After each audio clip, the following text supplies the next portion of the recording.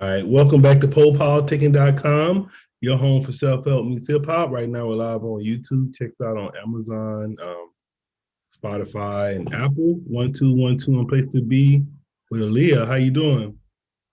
I'm doing great today. How are you? I'm good. And I see you go by Robot Girl. Yes, robot gal. And why is Uh, that? Um, couple reasons. One, it was kind of a nickname that one of my friends gave to me because I'm studying robotics, and that's one of my passions in life. And so I spend a lot of time behind my computer, working in different labs, doing things like that. And so a lot of my friends and people who knew me just used to call me a robot. And so that name just kind of evolved and got stuck with me. All right. So let me know about your background. How did you get into computer? I guess that what computer technology, computer Mhm. science. A little bit of everything. Um, Growing up, like I was very into reading and I liked to read a lot of sci-fi. But then I was also very hands-on. So, I would play Legos and build things, and little even the Bionicles. Like I would build the Bionicles for my brothers, and they would play with the Bionicles. And then when I got around middle school and started doing more science fairs, it would always be tech related. Um, and at one point in middle school, I got chosen between me and one other student got chosen from Georgia. They picked two people per state to go out to a special event at the Houston Center in NASA. And when I went out there, I got to meet astronauts and CEOs and like all these big people. And it happened to be the same year Wally came out. So we had Mhm. this dinner, and at the dinner we all watched Wally. So I'm sitting in there with astronauts and watching Wally, and it was like at that moment I was like, I'm going to build robots that go to space, save the Earth, and are cute and adorable. So that's what that kind of led me into this, and ever since I've just had my eyes on the stars and on technology. So I moved to Arizona for school initially. Um, my associates in robotic engineering, and then I recently went to San Francisco to finish. I figured Silicon Valley would be a great place to be, being with like other tech people. So I went out there to finish my degree in machine learning. And now, because everything got so crazy, I left there, went back to Arizona. So now I'm working at Intel. But the really the passion for me is wanting to build this future, wanting to utilize the things that I've learned and make them into a physical reality, and then to take us to space with cool robot companions. So you already made robots? I've made a few. I don't think I have any with me. Well, I have probably one like broken over in the corner somewhere. But I've made a few. Some of them I've made from kits like that you can buy online. Some of them I've made from scratch where I just get pure resistors. I get a soldering iron. I get a blank board. Just put them on. Make sure test it so it doesn't blow up. Hook it up to my computer. Do all the hard coding myself, and then it works. After several times of not working, it eventually will work. So So what do you think about like how they always have in the movies like robots and they come cyborgs and they take over the people? hmm do I think that's like a thing? Yeah, Yes. is that possible? Well, you, of course you probably Um, don't say no, but no, I think as yeah. much as people would think I say no, I actually do think it'll happen. It's this weird thing because I think it'll happen, but I'm also still building them. It's really weird. If you've seen iRobot, it's kind of like that guy who founded all the robots. He wanted to make them for something good. He believes in them ultimately, and they kind of go a little nuts. I think the evil robots, quote unquote, are the exception to the rule. Um, there's that idea of the Asimov's three laws, which basically come down to the idea that humans can't or robots can't hurt humans if you program them to not hurt humans. Because at the end of the day, they're supposed to do what we tell them to, right? But as technology has been growing, we've been giving it this learning. And when it does so, it does go into those sci-fi aspects where it's like, what will stop it from learning that it's smarter than us or faster or stronger than us? I do think that it is very possible. It's one of those things I think just needs really heavy regulation on, because we do, there's this thing called the Turing test. And what it was a test where people would judge and they would listen to voices talk. And they would have to see if they could tell the difference between the robots and the humans. If they couldn't tell the difference, the robots passed the test, and who knows what'll happen in the future. But a few years ago, that happened where I forget the name of the robot, but you couldn't tell the difference between a robot voice and a human voice anymore. Similar, there are machines out there that look human-like, who think like humans. There's Google's Deep Dream, where it looks like a robot is dreaming. So I do think that this is a very possible thing. And on the optimistic side, once again, I think that is up to the people who are making them to make them in such a way that they won't turn on humans. And part of that is, I'll say, being sympathetic and empathetic to them, because on one side, yes, they are machines that we created, but when you think about it, if you give it intelligence, but you're only forcing it to do what you want, then of course they're going to be mad. Like this with humans, if there was another human and we forced it to do something it didn't want to do, or made it do something forever, it's going to be mad and revolt. Same with robots. So I think as they get smarter, we have to find a way to integrate them into being like an extension of us, rather than like something that purely serves us. And I think that'll help stop something like that. On the less optimistic side, something like that happens, I'm like, hey, I built the robots. Maybe they'll be nice to me because I helped make them. So it's interesting being in technology in times like these right now. So what do you think about if they had robots that took over the police force or the military force? We would be in trouble. I don't see that happening. We'll be in more trouble than we is now with the police. Yeah, I think so, because I think so. I mean, in a lot of ways, no, because things are pretty crazy right now. So in a lot of ways, no. But the problem is, the reason I think it will be worse, right, is the people who would make war machine bots are not us usually. They're not the lower class people. They'll be the really higher class, which is the problem now. So if these higher class people program these robots to do what they want them to do from their perspective, rather than what needs to be done for the whole, right? It'll make the same issue. But right now, the police, they're human. They're vulnerable per se. They can only do so much, right? If the police force was robots, then shooting them may not do anything. Pushing back against them won't work. They're stronger than us. They're made of something Hey, different. Robocop. Remember Robocop? I haven't actually seen Robocop, but I know of Robocop. There's surprisingly. You're not related to Robocop? Mm-mm. Oh, I thought you Robocop, Roboguy. I thought y'all was related or some shit. I would. If you've ever seen Chappie, Chappie is like my goal in the future, is to make a robot like that. Whereas I was like really about cool. I saw something about CGI. So I saw this thing and it was like right before the holidays for Britain. And so it was like Queen Elizabeth, she did her regular speech. And then it was like this channel in Britain, like they always do another speech every year for the celebrities. So this time what they did, they had Queen Elizabeth do it again. But basically the whole time it was CGI.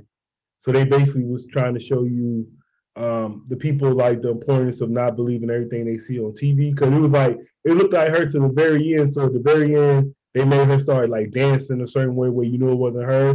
But then they took everything down. So it was like a green screen and it was like another woman and they had everything looking just like the queen, but it was another woman behind a green screen looking like her. So it's like almost like you can't really believe anything. You know, they were just basically showing you like you can't believe everything you see in the media sometimes. And that is true. That's, I think, the idea of the media is a whole nother conversation. But definitely with that, this is a technology that came out at least 3 years ago. So I do remember hearing about it back then.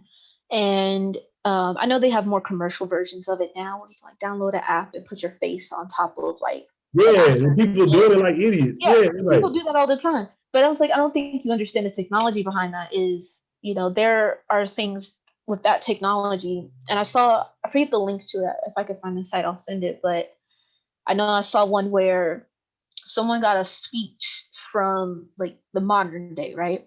And then they put the words onto like Kennedy's speech. And so they made Kennedy realistically say something that happened now. And so if you looked at that video, you would think that, decades ago they were saying that, but because it looks so realistic, but that's not what actually happened. So I do think technology like that. And that's the thing about technology is it's like in every sci-fi movie, you don't want it to fall into the wrong hands. And that's ultimately technology right now. Is it's such a powerful thing that really can move us into like safety and to these really cool things that we can have in life. But if it goes in the wrong hands, then it can just change everything for the bad. And like you said, with the police, even beyond the physical bodies of a robot, if we had a force of robots, right, against us, then what's to stop them from like hacking into like cars? Everyone has, well, not everyone. People have smart cars. Hacking into smart cars and making them not work, into phones, into computers.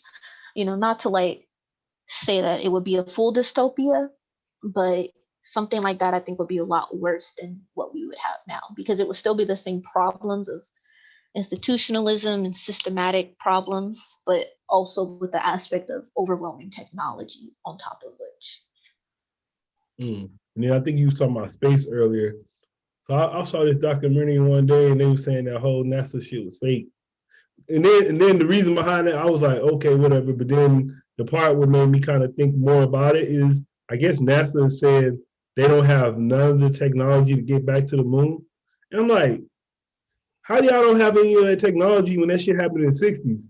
So that lets me, to me, I'm like, they probably didn't land on the moon. Because it was even a movie talking about how they faked the whole thing. It was talking about how they made it like, they basically did all that shit in a movie set or something. Did you hear about that?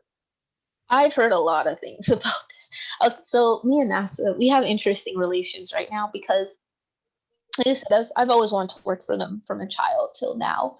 Um, and of course, that was like before SpaceX was a thing. And of course, now as I get older, I'm like, they're a government organization. I probably don't want to work for them. But I do know people who do work for them. And they've given me firsthand accounts. And I've been there myself in lots of behind the scenes labs and training facilities to see things myself. But the people I know who work there more officially have looked at their archives and records and seen actual video of these things happening. So I'm a little less likely to believe the conspiracies. Now, not to say they're not true, because anything can be faked, as we just talked about, right? But in terms of the technology, I don't think it was a matter of that. I think it was just prioritization. They're a government organization. They're just like how technology evolves faster during times of war. Technology evolves faster in times of space exploration. A lot of things that we have now on the day to day, even like non-stick pans, the part of the pan that makes it not stick is a result of heat shields on rockets. And it just got to a point where it was so cheap that it could be put on like pots in your house. So in that regard, I really don't think it's fake. And I just did a show before this talking about space and time and things like that. The Artemis mission that they're doing now, which is to get us to Mars, there's the technology for that. It's just a matter of resources, because you have to get to the moon first, make a base there, find water, and then go to Mars. So it's costly, of time, of money, resources. The Earth is already in dire straits. We don't want to be taking too many resources from it, even if it is to build somewhere else. So I won't say it's like they didn't have the technology. I think they just were putting the resources elsewhere until now, for whatever. I don't know why now all of a sudden, but I think they're putting it towards something else. So what about aliens? I like to talk about aliens too. Yes, I do believe in aliens. Because now I believe in like how they say it's other on other galaxies, but then sometimes I'm like, man, some of these people, like regular ass people, are aliens. Shit, they act like they're aliens. So I believe in aliens, like Martians, but then just weirdo alien people. They might be, Well, I don't know now. I'm gonna say in two regards. I'll answer both of those. So in terms of like people aliens, I don't know. I can't fully say because I've been called an alien because I'm just so like You know what I I'm just saying? think I've been called alien robot, all sorts of things, just because I don't the normal things people think about and care about, I don't really care about. I care about technology, the future. I care about science. I care about moving forward in life and growth and progress. But a lot of people don't think about those type of things on a day to day. And so they find it as weird and alien. Really, alien just means different at the end of the day. So on a normal sense, I do think people like that exist. In terms of like outer space aliens disguising as humans, I don't know about that. I don't know about that one. It's possible. Anything's possible. If 2020 and 2021 have proved anything's possible. So what's Area 51 then? Area 51. Yep. Yeah, there's some crazy stuff in there. I don't know what's in there, but it's definitely it's, I mean, even the last year, I mean, I'm sure we didn't recall this because so much crazy stuff happened last year. But last year, the government did release files saying that aliens existed, and they gave proof. Yeah. They've been doing it ever since Yeah, all this happening. They've been coming out saying it. yeah, it's just so much other stuff going on, and people are just like, eh, or they are so caught up in like day to day, low level things that they don't think about this or care. But I was even reading like back in the day, like I guess like it was like one time, I guess like I want to say it was like in the 40s in LA. They said it was like basically like you couldn't even like deny it. It was an obvious UFO. They think it was even an attack. But then they were saying I guess it was a spacecraft that crashed and like it was in like the Roswell area. And they yeah, were saying like basically every time these crashes happen, that's where we get all this technology from. I mean, I could see it to be honest, and it makes sense. I mean, as a scientist and a researcher, if I saw something fall from space and I happen to be able to get within range to like mess with it, of course I'm gonna mess with it. I'm a reverse engineer, take that thing apart and like, of course. So it makes sense. Um, and yeah, like even here, I'm in Arizona. There's what's called the Phoenix lights, where if you go outside, occasionally you'll see like these weird lights in the sky. Um, who knows? And there have been all sorts of stuff over time. But in terms of like actual aliens out in the universe, I feel like there's no way there can't be. Like I said, I just did a show that I host, and today we were talking about like space and how big it is, right? When you really look at how big the universe is, there's statistically it's impossible. It depends, of course, on your definition of life. Are we talking about humans? Are we talking about single cell organisms? Is our definition of life the same as like, I think there's a movie called Apollo 8 where the aliens were like rock monsters, So it depends on how you define it. But there are other planets out there that look and operate just like Earth. I think Kepler 22b is this bigger planet that is almost identical to Earth. So if that's the case, you would think statistically that there will be a chance that there will be other creatures there that might be like us, or at least living, even if it's fish in the ocean. And then with all the other planets and stars and galaxies and nebulas and all these things out there, like I just personally can't see how some other life form wouldn't exist, especially with as long as the galaxy has existed and as long as going to exist. There's just no way in my mind. Now, mind you, are they like Thanos with their giant ships trying to conquer the galaxy? I highly doubt that. But I do think they're out there. And I'm pretty sure they would have visited us, as Have you, evidence seems to prove they have. have you ever heard? I was listening one time. People were saying like basically like our life is just like we're living a simulation and we don't know it. Do I believe that we're living in a simulation? Yeah. What's your definition? You were talking about your definition of life might be different. So what's your interpretation of life? Oh, that's deep. Um, As I always tell people, reality is reality regardless of how you perceive it. I think we all perceive life differently. We all have our definitions of like how we interact with it. Um, for me, it's a journey. It's all about growth and not only becoming my better self, but building something for the future because I know how small we are.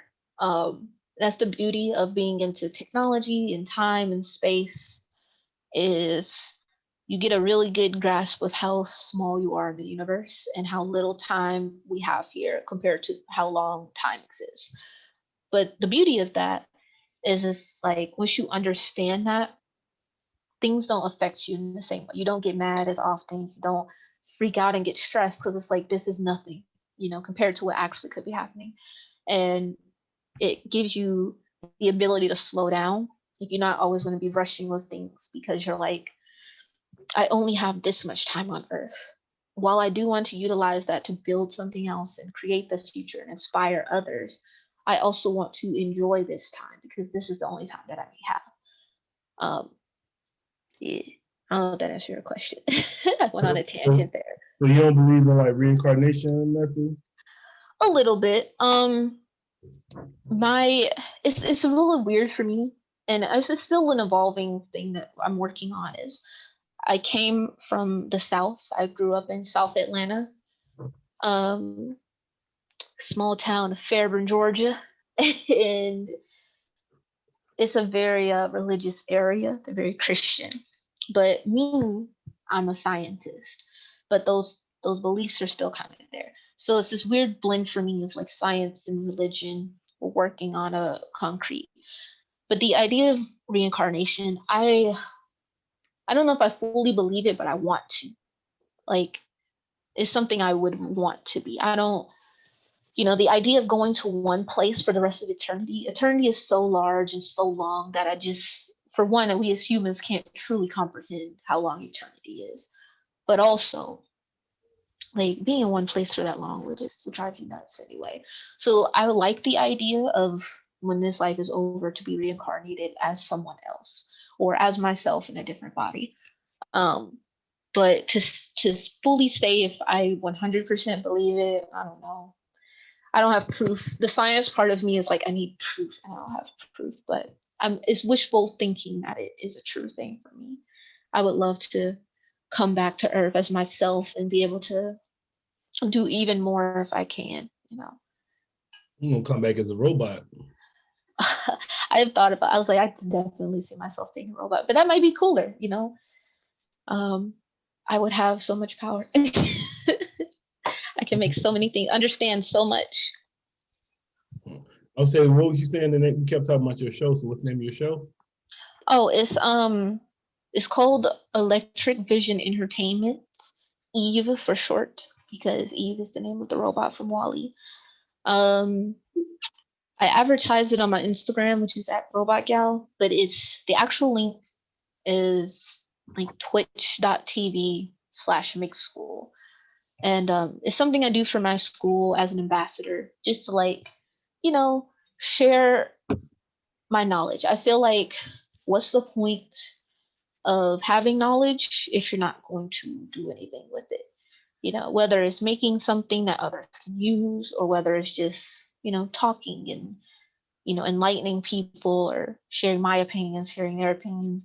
What's the point of learning all this stuff if you're not going to do nothing with it? So, really, what I do on there is just, like I said, today, um, we looked at some visuals and talked about like how large is time and how big is it and how big is space and all these really like big ideas. But other times we might like build robots or um, do like coding contests. I'll like teach you how to do like web design. Depends on the week. Or interview other people in technology and talk about like their growth, stuff like that. So it's a journey, you know, working from the ground up.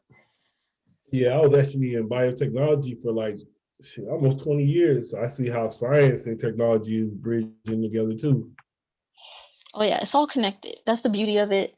Is like I said, for me, I study robotics as an overarch, but the reason I picked that is because, you know, in most fields, they want you to be like very specific, very niche about the thing you pick. They don't want you to study um, plants. They want you to study this one specific plant that grows in this one town once a year type thing. And that doesn't work for me. I don't want to study just electronics or just computer science and programming or just hardware. I want all of it so I can, it all works together anyway, so I might as well. And it's the same with, they call it STEM now, science, technology, engineering, and mathematics. And it's because they all feed on each other. You can't really engineer a thing unless you understand the dimensions and how to make it, how to add and subtract from it with the math. You can't make a robot without being able to give it a nervous system, which is electronics, without being able to give it a brain, which is the computer science and programming, without the body, which is the hardware. So, in the same way, you know, when you talk about other things in science and technology, you can't have one thing without the other because they all grow to the same thing at the end of the day. All right, then what are some of your other interests?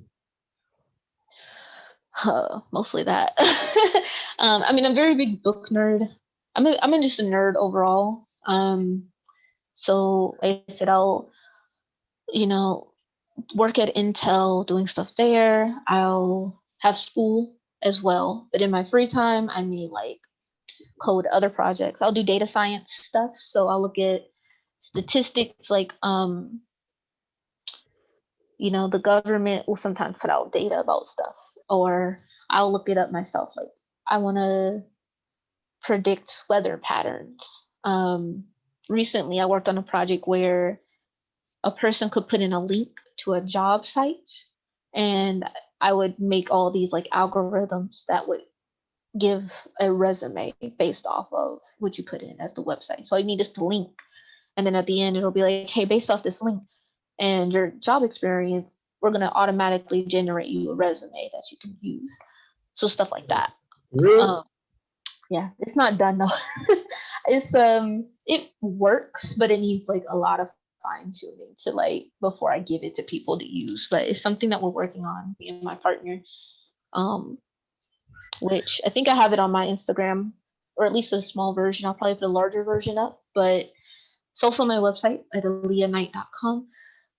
But yeah, you put in like a link from like I think right now it's set to work for like usajobs.gov, and then it like will scrape all the important information off and save it. It'll do some analysis to find out the most important keywords and features.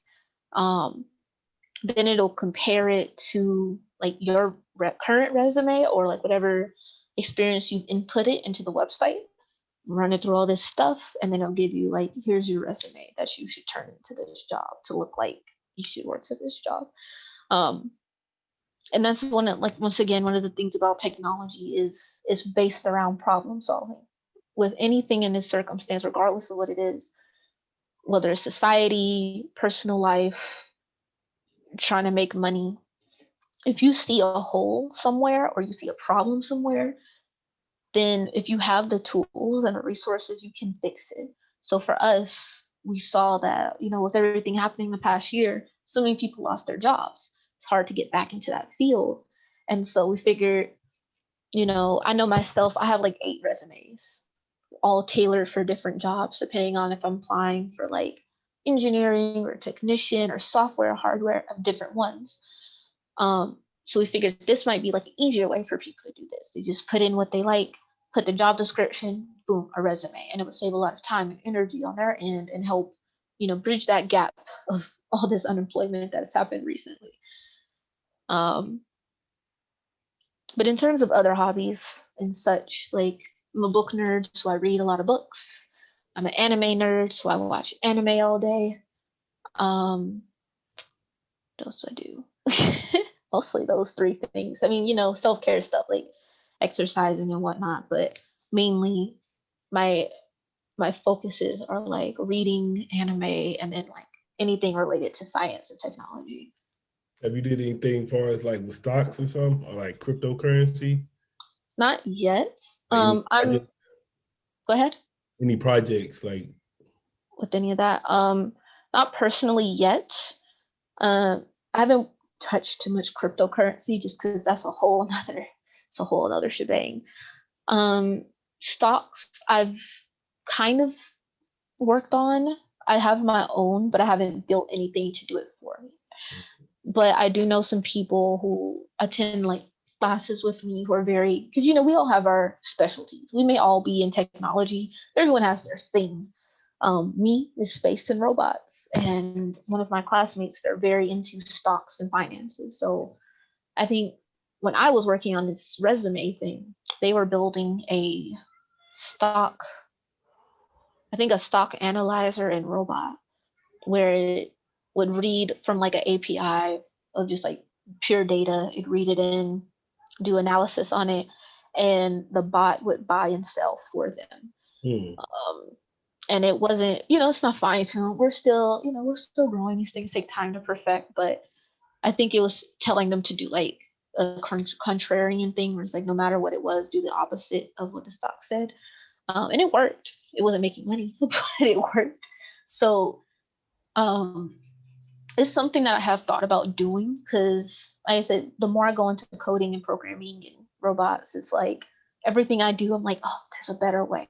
It's kind of the downfall of people in tech is we're always thinking there's a better way, and it consumes you. But I definitely have thought of like I should automate this, I should automate that, and just make my own life easier. But at the same time, I do want to have that sense of control still. I don't want to give all of my control away of my life immediately if I can handle it. That's what makes you free when you give up all control. That's what that dude Igor Tohark was saying. He said he was homeless for a year, and then he was the freest when he was homeless. I mean, he got a good point. Like, I'm not gonna lie, I'm assuming you've heard of Merlin, like the old wizard. Yeah, yeah. I keep telling myself that's what I want to be in life at the end of the day. Like, people talk about retiring. I would never retire because at the end of the day, my my tools are my mind at the end of the day, and my hands because I have to make stuff. But it's really my mind. As long as that stays good, I'm good. So I can always build new things all the way up for the rest of my life. Um, Ultimately, I want to just like have a company where I can make inventions, like in that Disney movie Meet the Robinsons. I can just be in my lab, make inventions, sell it to people, help humanity, and then go back to my lab and make some more. And then when I get old, I want to be like Merlin, where I can go off somewhere in the woods or up a mountain. Maybe not up a mountain, it's too cold. In the woods, in my like nice little house, and just do my own thing, do some alchemy, do some robotics. And the occasional person can come up to my door, ask for advice, and I can teach them the ways. But that's ultimately it. Is we kind of reach this point in technology where you are a bit more free the more disconnected you are from it, the more tied. It's like anything, the more of your time and energy you give to something, the more it controls you. And we all are, we're all attached to our laptops, we're all attached to our phones, um, things like to our TVs. But to really like experience like the wholeness of life and to be free and completely in control of everything, you can't always be involved with those type of things. uh, so I do think that's true. It's just a matter of like, I think nowadays is really just trying to find a balance. um, it's a hard balance to do because nowadays it's hard to do anything without technology, but it's possible. All right. Shit. You had anything else you want to talk about? um and this is the only thing I could think of lastly is there's a book called Origin by Dan Morse. No. Gosh, I can't remember his name. He wrote the Da Vinci Code, Mm-hmm. and he came out with this book recently called Origin. And I didn't read any Da Vinci Code books. I just watched the movies because I was like, eh. But this one was different in the sense that it was in our modern times with modern technology, and they were talking about like how you were saying like the robot uprise, but they framed it in the sense of singularity almost, so just this point where technology and humanity meet. And they were saying, over time, humanity has been the the the highest population on the earth as well as the most intelligent, right?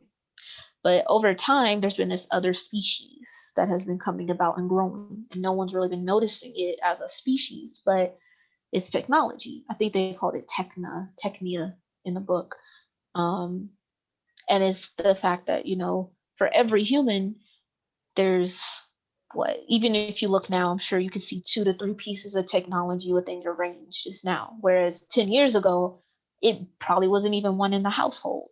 Um, and this is something that is constantly growing and constantly evolving to where we're just going to have more and more of this around us. And I like to think of it in a more optimistic way rather than, the robot overlord taking over situation, which once again is possible, hopefully not. But the idea of humanity and technology becoming almost one entity.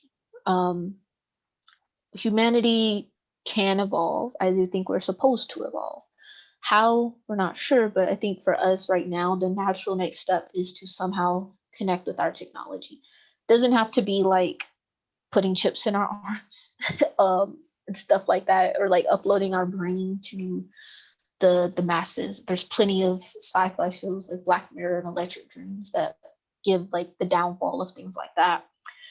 But I do think that as we proceed forward, we will come into this point of coexistence with our technology. It won't control us, we won't control it. We're just going to live this like symbiotic thing where we're advancing it at the same time it's advancing us. It'll make us smarter, faster, live longer.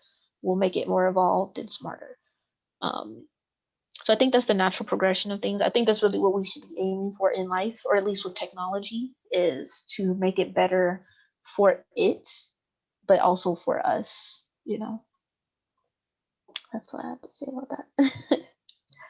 So what is some technology you use right now that improves your life? My computer. I have 2 computers. The one I'm on is like my Windows normal life computer, and then I have like this computer, my MacBook. It is my child. I I mean, obviously my phone too, just because like communication and it's just handy, obviously. But the growth that I do is through my laptop, whether it's planning out a show, building an app for a website, even a lot of my robotic coding, I probably will do from that computer. So I think that's the one that helps me to grow. And I write like articles about technology and tutorials and things like that about philosophy on this computer. So this is really like my biggest growth thing with technology is this. Um, Overall, from like a human standpoint, though, I think it's the internet.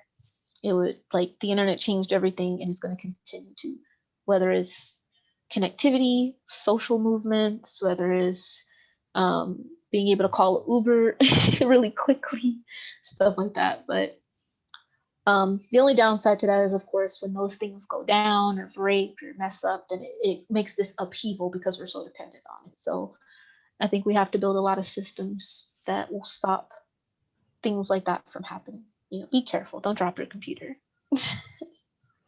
I want to say thanks for coming through politicking with me. I appreciate your time. And it was nice talking with you as well. No doubt. You want to give me your social media? Yeah, I'm gonna tell it to you as well as I'm gonna drop it in the Zoom chat. But you can find me on Instagram at robotgal, which is ROBOTGYAL. So if you go there, as I tell people, tech thoughts and thick hair. So I'll be on there talking about how to be a better person, be unapologetically yourself, as well as thought explosions, philosophy, growth mindset, and then also anything related to technology that happens to come to my mind. And then you can also go to aleaknight.com, and there's just like everything that you need to know about me, as far as much as I've updated recently. And both the Instagram and the website have links to other sites like my GitHub where you can find code, my Facebook, um, all the everything else. So I would say to look for yourself or anyone else that's watching that wants to reach out to me about like technology or personal growth, career development. Those are probably the